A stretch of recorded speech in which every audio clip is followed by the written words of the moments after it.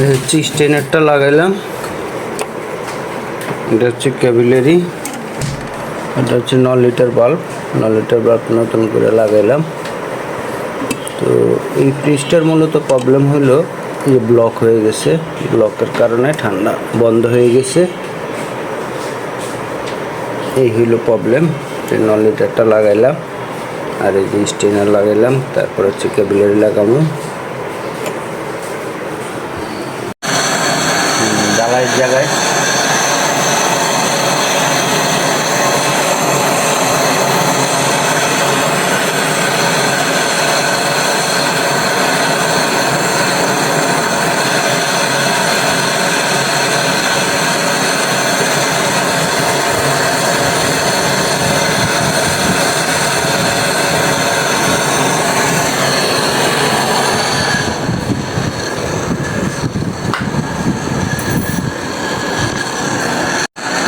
গরম,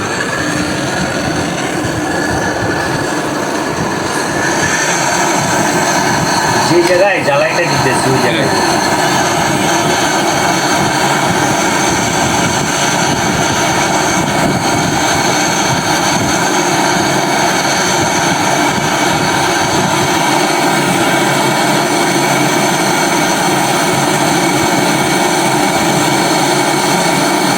তো হতে কি করে প্লাস্টিক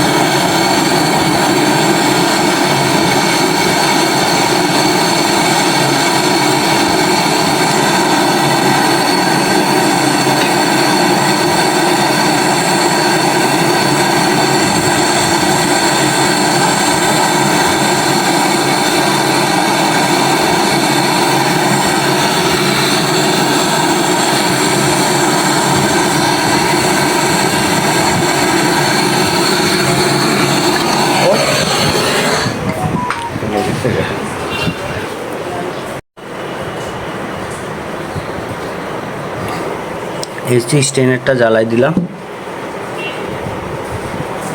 9 লিটারটা লাগাইলাম।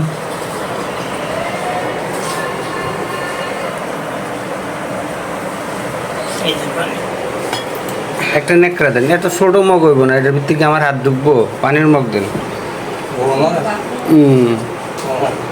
ধরেন তো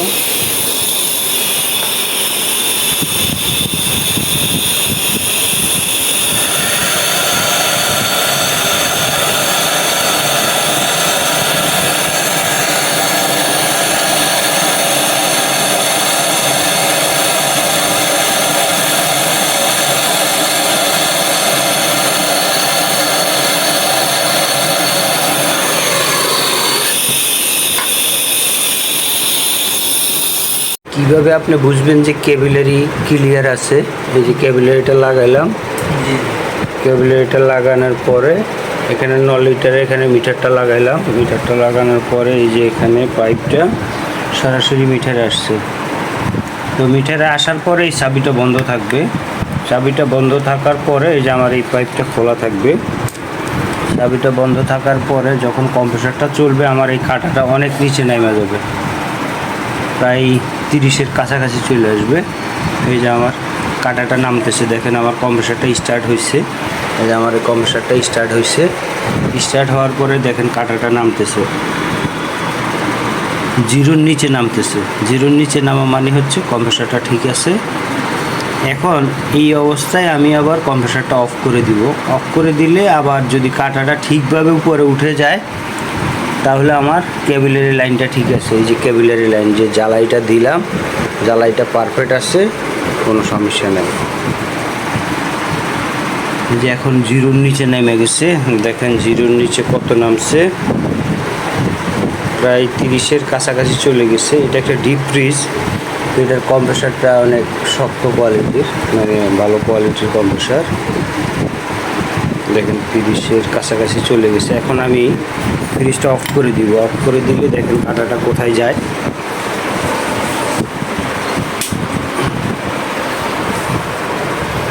আমি অফ করে দিলাম ফ্রিজটা, দেখেন কাঁটাটা আস্তে আস্তে উপরের দিকে উঠতেছে, তার মানে আমার ক্যাপিলারি 100% ঠিক আছে। এখন আমি বেগম করব, বেগম করার পর হচ্ছে গ্যাস চার্জ করব। বেগম আমি -30-এ নিব,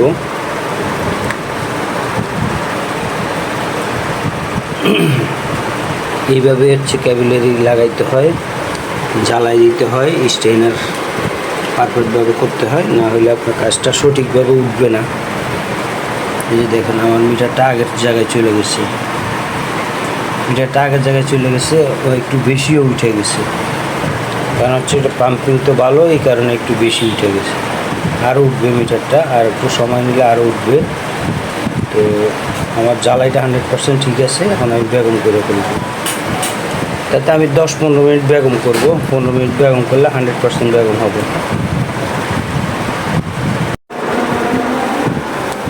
গ্যাস দিলাম, দেখা যাক এখন ফ্রিজটা চালাবো। এটা একটা ডিপ ফ্রিজ, এটা হচ্ছে সিঙ্গারের একটা ডিপ ফ্রিজ, এই সিঙ্গারের একটা ডিপ ফ্রিজ।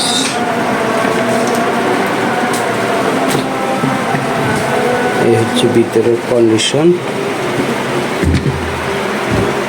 গন্ধ হয়ে গেছে একেবারে।